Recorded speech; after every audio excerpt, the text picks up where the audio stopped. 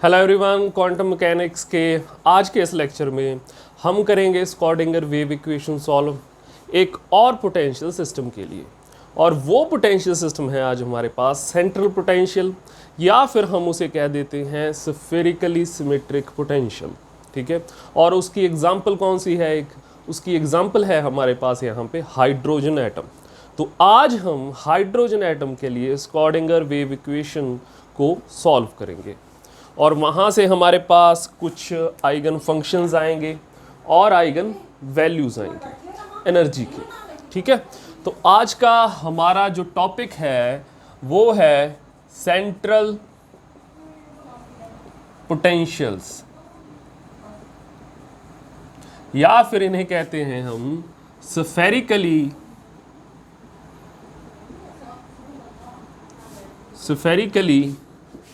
Symmetric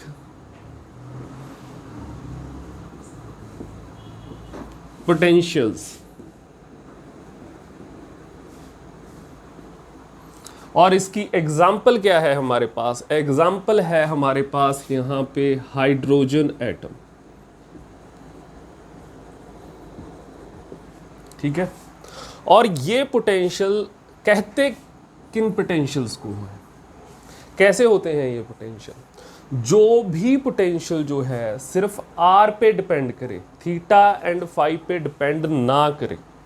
ठीक है, जो पोटेंशियल्स आर पे डिपेंड करें, थीटा एंड फाई पे डिपेंड ना करें, वो थीटा एंड फाई के चेंज होने से चेंज ना हो, सिर्फ जो है आर के चेंज होने से चेंज हो, उन पोटेंशियल्स को कहेंगे हम सेंट्रल पोटेंशियल्स या फिर स्फेरिकली सिमेट्रिक पोटेंशियल्स।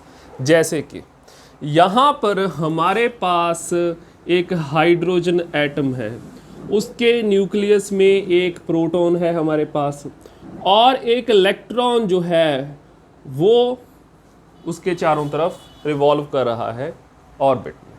ठीक है, तो यहाँ पे इस शेल में जो है यहाँ पे इलेक्ट्रॉन घूम रहा है और यहाँ पे है एक न्यूक्लियस में हमारे पास प्रोटॉन। तो इनके बीच में जो है यहाँ पे एक पोटेंशियल होगा और उस पोटेंशियल की वैल्यू होगी यहाँ पर v, which is a function of r minus 1/4 pi epsilon not e square by r square.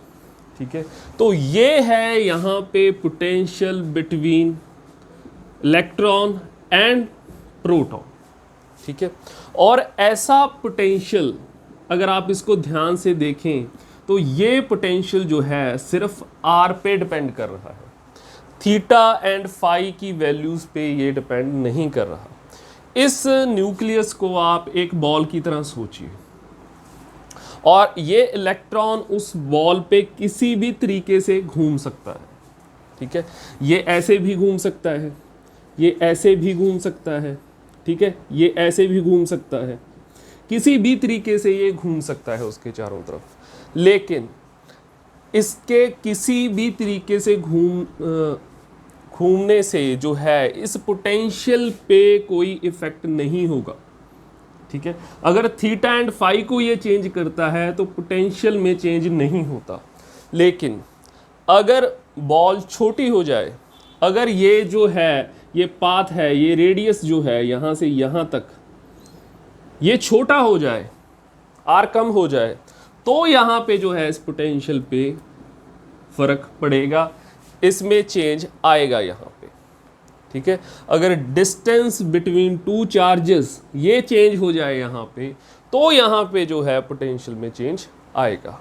ठीक है, तो सेंट्रल पोटेंशियल्स कौन से पोटेंशियल हुए? जो सिर्फ आर पे डिपेंड करें। सेंट्रल पोटेंशियल्स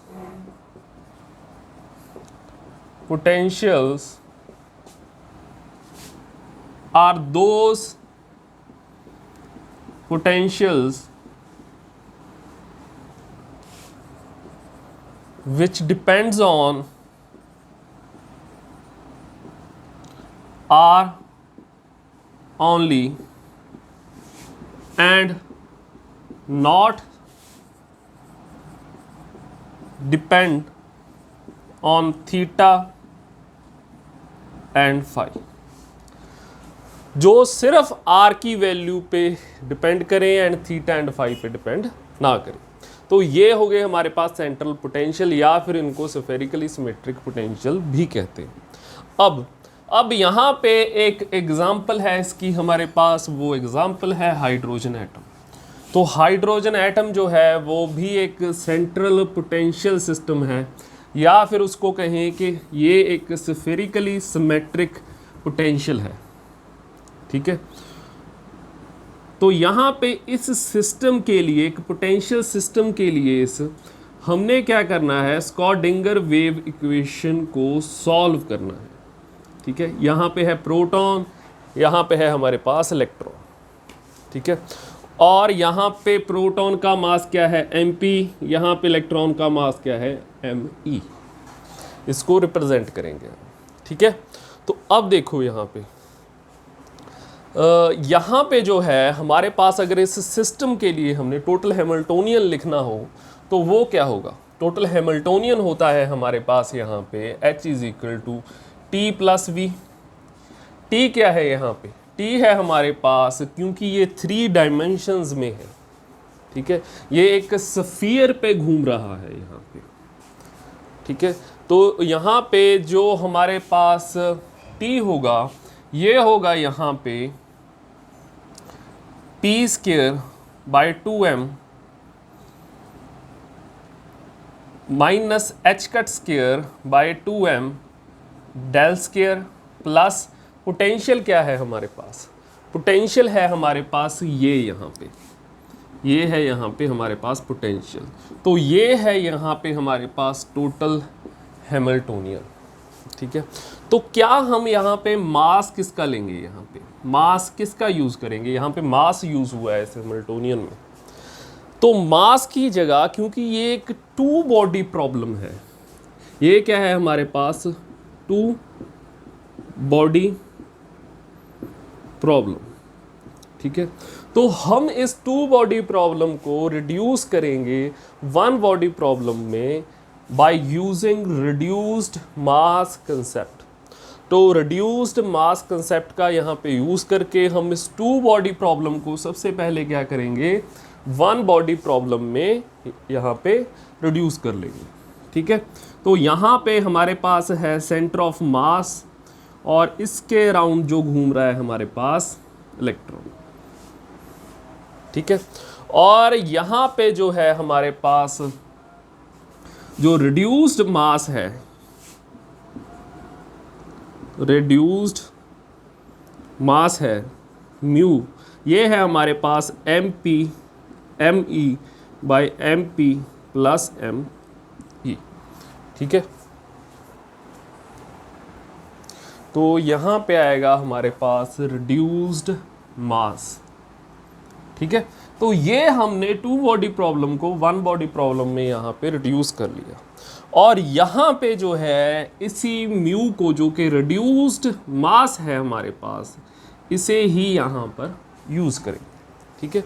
तो यहाँ पे हमारे पास स्क्रॉडिंगर वेव इक्वेशन क्या होती है, time independent Schrödinger wave equation, क्योंकि यहाँ पे जो पोटेंशियल है हमारे पास वो टाइम पे डिपेंड नहीं कर रहा, ठीक है।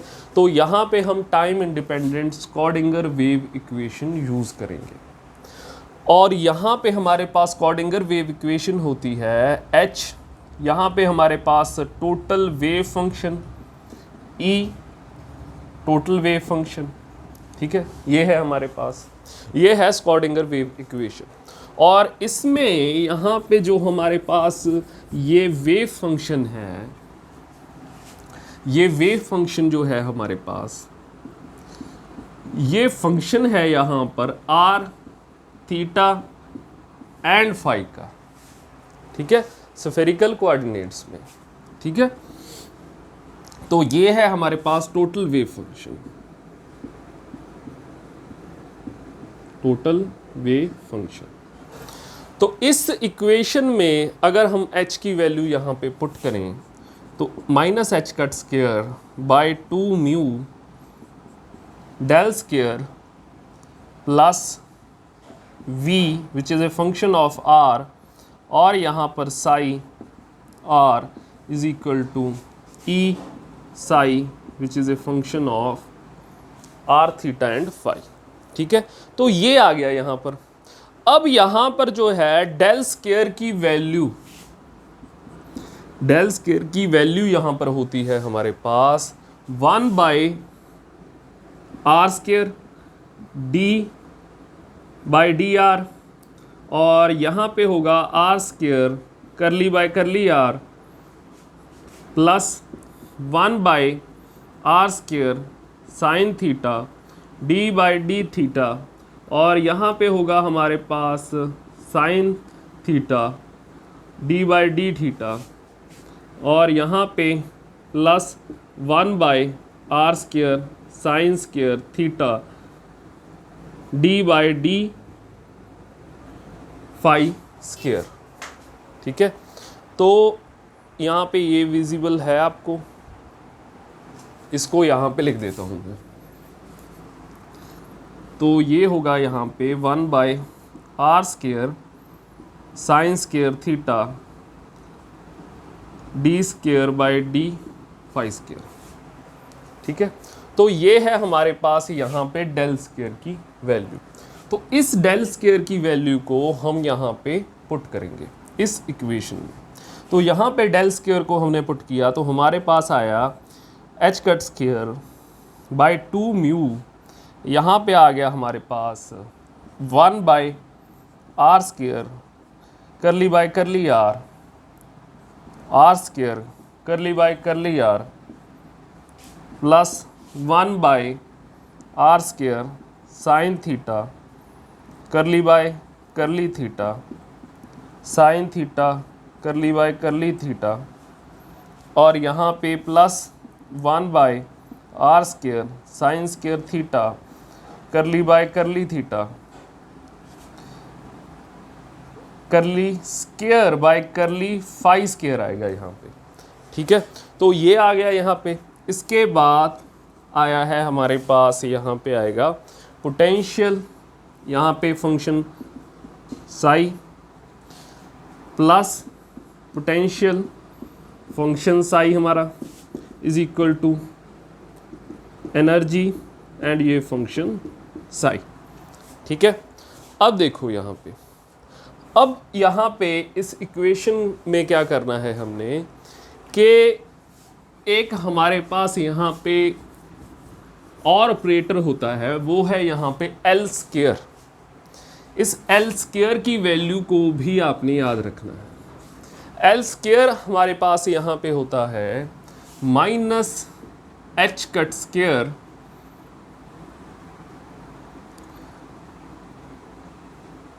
यहाँ पे होगा हमारे पास, इससे अगर इस हिस्से से डेल स्क्वायर में से अगर ये फर्स्ट टर्म हम छोड़ दें आर स्क्वायर वाली, ठीक है, आर स्क्वायर को, आर को आपने इंक्लूड नहीं करना, जहाँ जहाँ से आर है वहाँ से आर हटा देनी है। इस सारी टर्म में आर है तो ये फर्स्ट टर्म ही हटा दी हमने। इसमें से जहाँ पे 1 बाई आर स्क्वायर है वो कॉमन निकाल के हटा दो, बाकी जो बचा हमारे पास वो यहाँ पे लिख देना है हमने। ये सिंपली याद करने का तरीका है इसको। ठीक है, डेल स्क्वायर की वैल्यू को और एल स्क्वायर की वैल्यू को। तो यहाँ पे आएगा हमारे पास 1 by sine theta D by D theta sine theta D by D theta plus 1 by sine square theta, यहाँ पे आएगा करली बाई करली थीटा स्क्वायर फाई स्क्वायर। ठीक है, तो ये आ गई यहाँ पे एल स्क्वायर की वैल्यू। तो अब क्या करना है हमने कि यहाँ पे एल स्क्वायर बनाने की कोशिश करनी है। ठीक है, तो ये डेल स्क्वायर है पूरा। इसमें से अगर हम ये फर्स्ट टर्म छोड़ दें तो सेकंड टर्म से अगर हम 1 बाई आर स्क्वायर कॉमन निकाल लें तो यहाँ पे एल स्क्वायर की वैल्यू हम पुट कर सकते हैं। एल स्क्वायर यहाँ पे पुट कर सकते हैं। ठीक है, तो यहाँ पे यही करते हैं हम कि हमारे पास यहाँ पे आएगा minus H cut square 2 mu 1 by R square curly by curly R, R square curly by curly R, और यहाँ पे आएगा हमारे पास साई आर। ठीक है, इसको अंदर मल्टीप्लाई कर लेते हैं हम। उसके बाद है हमारे पास यहाँ पे प्लस, यहाँ पे आएगा minus H cut by 2 mu, यहाँ पे 1/r² जो है वो कॉमन निकाल लेते हैं second term and third term से, तो यहाँ पे आएगा हमारे पास r²। और उसके बाद हमारे पास यहाँ पे बचा 1/sin theta d/d theta sin theta d/d theta, ठीक है। तो यहाँ पे उसके बाद प्लस 1/sin² थीटा curly² ठीक है। इसके बाद हमारे पास यहाँ पे आया ये wave function psi plus v which is a function of R psi is equal to e, ये फंक्शन हमारे पास साई, ठीक है। ये विजिबल है आपको? जी हाँ। अब देखो यहाँ पे इसके बाद जो है हमारे पास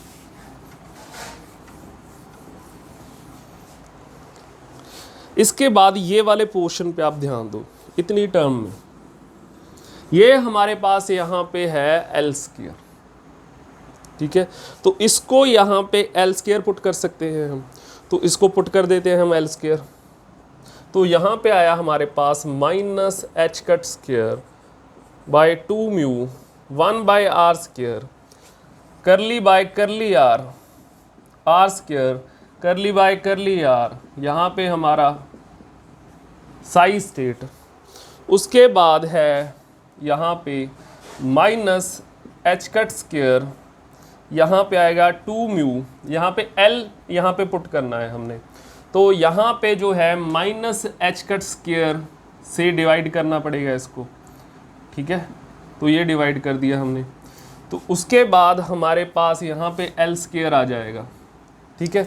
l² पुट कर दिया इसको अब हमने, तो यहाँ पे आ जाएगा हमारे पास ये wave function psi plus potential psi is equal to E psi. तो ये आ गया हमारे पास। अब इस इक्वेशन में जो है हमने यहाँ पे इस टोटल वेव फंक्शन को, ये जो हमारे पास टोटल वेव फंक्शन है जो कि फंक्शन है यहाँ पे r थीटा एंड फाई का, इसको यहाँ पे पुट करना है radial wave function and angular wave function के प्रोडक्ट में के रूप में, ठीक है। और यहाँ पे क्या लगाना है हमने, variable separation method, variable separation method का यूज करके हमने क्या करना है, यहाँ पे वेरिएबल्स को सेपरेट कर देना है, ठीक है। आर एन एल जो है यहाँ पे सिर्फ आर का फंक्शन है, और जो है यहाँ पे वाई एल एम जो है सिर्फ थीटा एंड फाई का फंक्शन है, ठीक है। तो इस टोटल वेव फंक्शन को जो है हमने ये पुट कर देना है इस इक्वेशन में। तो चलिए यहाँ पे पुट कर देते हैं हम। तो हमारे पास यहाँ पे क्या आया, H cut square by 2 mu 1/r²। अब देखो, अब जो है यहाँ पे ये एक ऑपरेटर है, यहाँ पे करली बाय करली r, और यहाँ पे जो है ये सारा ऑपरेटर जो है सिर्फ ऑपरेट हो सकता है इस रेडियल वेव फंक्शन को, क्योंकि ये r का फंक्शन है, ठीक है। ये जो थीटा का फंक्शन है YLM, ये यहाँ पे जो है एज ए कांस्टेंट आएगा, इस पर कोई फर्क नहीं पड़ेगा, ये ऑपरेटर इस पर ऑपरेट नहीं हो सकता, क्योंकि ये जो है थीटा एंड फाई का फंक्शन है सिर्फ। तो इसको मैं यहाँ पे बाहर निकाल कर लिख सकता हूँ, YLM थीटा एंड फाई का फंक्शन है ये, ठीक है। तो यहाँ पे आएगा मेरे पास करली बाय करली r r² करली बाय करली r, और यहाँ पे RNL R, ठीक है, ये आ गया। उसके बाद देखो यहाँ पे उसके बाद है हमारे पास एच कट स्क्वायर से एच कट स्क्वायर कट गया, तो यहाँ पे आया हमारे पास एल स्क्वायर बाय 2 म्यू। यहाँ पे आएगा हमारे पास, इसको यहाँ पे पुट करना है R N L R Y L M theta and phi का फंक्शन है ये, ठीक है, प्लस यहाँ पे आएगा v which is function of r, ठीक है, और यहाँ पे आया R N L psi Y L M plus is equal to E R N L Y L M, ठीक है, ये आ गया यहाँ पर। अब देखो, अब हमारे पास यहाँ पे अगर हम जो है एल स्क्वायर यहाँ पे है हमारे पास, इसको ऑपरेट करवा दें इस वेव फंक्शंस पर, ठीक है, तो ये किस पर ऑपरेट होगा? अगर मैं आपको बताऊं कि ये जो YLM है, ये जो YLM है हमारे पास, ये होता है स्फेरिकल, इसे कहते हैं स्फेरिकल हार्मोनिक्स, स्फेरिकल हार्मोनिक्स, ठीक है, और ये होता है आइगन फंक्शन एल स्क्वायर का। क्या होता है ये? आइगन फंक्शन होता है एल स्क्वायर का। और जब एल स्क्वायर जो है इस पर ऑपरेट करता है, जब एल स्क्वायर जो है YLM पर ऑपरेट करता है, तो हमारे पास, क्योंकि ये इसका आइगन फंक्शन है, तो यहाँ पे YLM जो है दोबारा से आ जाता है, और यहाँ पे एक आइगन वैल्यू आती है, वो होती है हमारे पास L plus 1 H cut square, ठीक है। तो ये जो आइगन वैल्यू है ये यहाँ पर आती है हमारे पास। तो क्योंकि ये जो है YLM पे ही ऑपरेट होगा, तो RNL को हम आगे लिख लेंगे और इसको ऑपरेट करवा देंगे YLM पे, ठीक है। तो यहाँ पे हमारे पास डायरेक्टली हम यहाँ पे पुट कर देते हैं कि यहाँ पे आएगा हमारे पास RNL which is function of R, यहाँ पे आएगा L plus 1 H cut square YLM जो कि थीटा एंड फाई का यहाँ पर फंक्शन है, ठीक है। ये वैल्यू यहाँ पर हमारे पास आ गई। अब क्या करना है, इसके बाद इस सारी इक्वेशन को जो है हम डिवाइड कर देंगे YLM से, ठीक है। तो dividing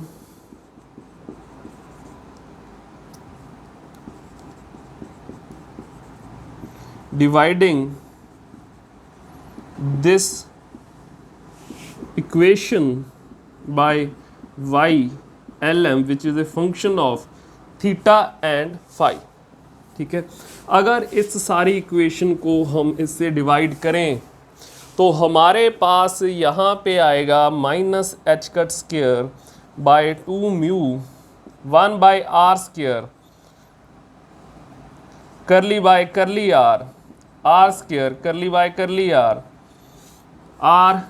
NL which is a function of R, और यहाँ पे आएगा हमारे पास L plus 1 H cut square by 2 mu RNL R, यहाँ पे plus VR RNL R is equal to E RNL R, ठीक है। ये आ गया हमारे पास यहाँ पे।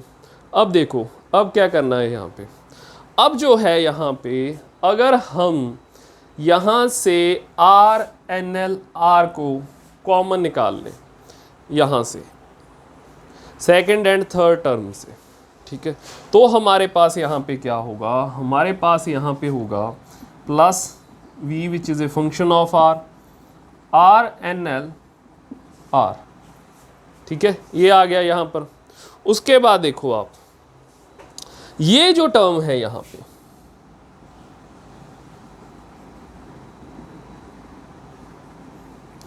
ये जो टर्म है यहाँ पे, इसका हमने यहाँ पे इक्विवेलेंट ऑपरेटर जो है उससे इसको रिप्लेस कर देना है।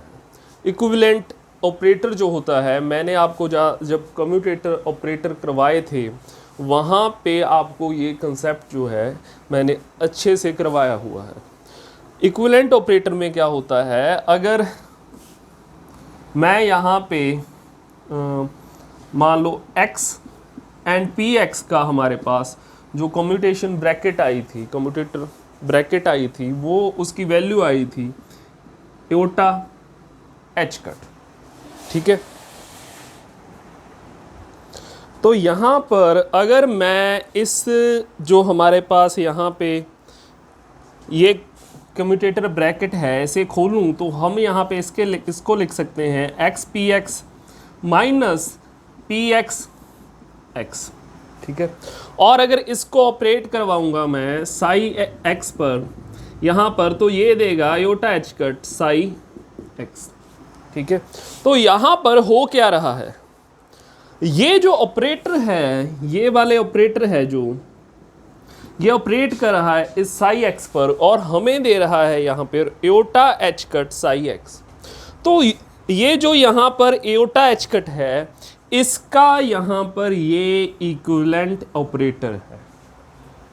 या तो आप इसको साई पर ऑपरेट करवा दो या फिर सिर्फ साई को क्या है एओटा एच कट से मल्टीप्लाई कर दो, तो दोनों वैल्यूज सेम आएंगी, आपके पास सेम होंगी, ठीक है।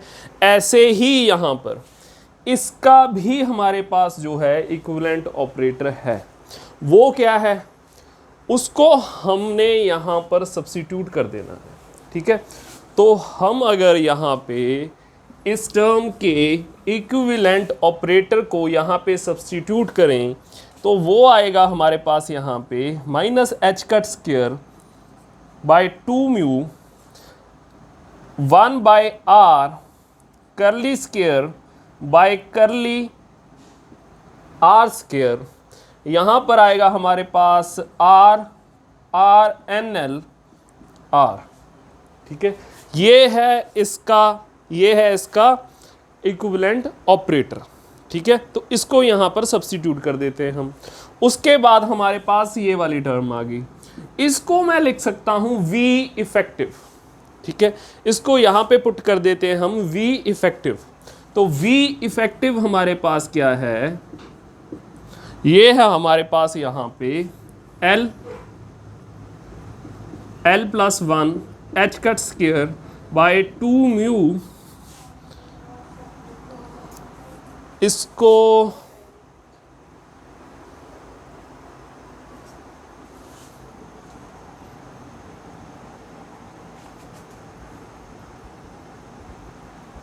तो हम यहाँ पे एक चीज़ भूल रहे हैं, वो क्या है, यहाँ पे आर स्क्वायर हमने कॉमन निकाला था, तो वहाँ पे आर स्क्वायर आपने यहाँ पे लिखना है, ये आपने करेक्शन कर लेनी है।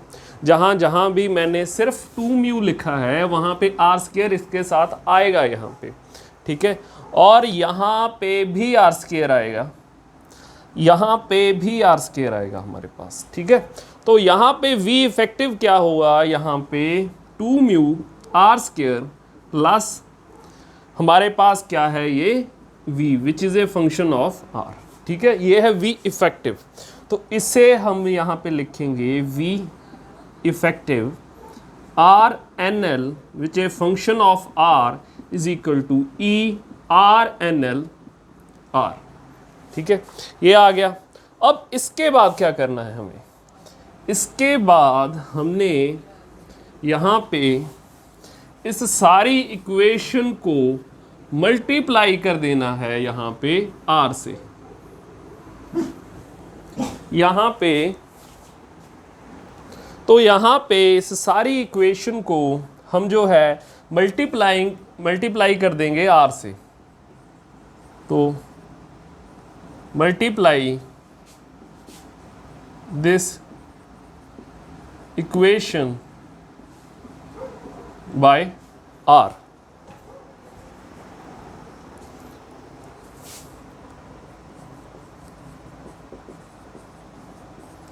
तो इसको अगर r से हम मल्टीप्लाई करें यहाँ पर तो हमारे पास आएगा यहाँ पे minus H cut square 2 mu curly square, यहाँ पे करली स्क्वायर आएगा, curly square by curly R square, यहाँ पे आएगा हमारे पास R R N L R plus यहाँ पे आएगा V effective R R N L R is equal to E R R N L are.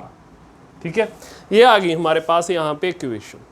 अब इसके बाद क्या करना है, हमने यहाँ पे जो आर एन एल आर है इसको R R N L R इसको यहाँ पे पुट कर देना है यहाँ पे U N L which is a function of are.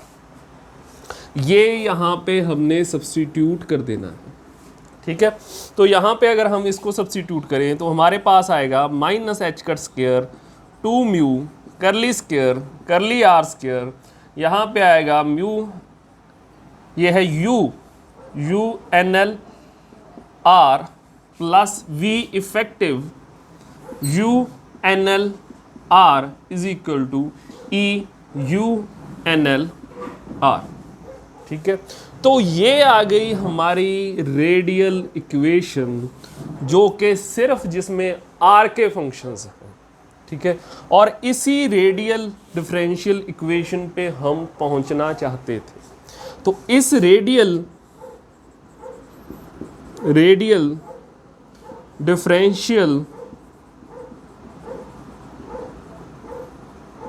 Equation को आपने क्या करना है, इसको याद कर लेना है।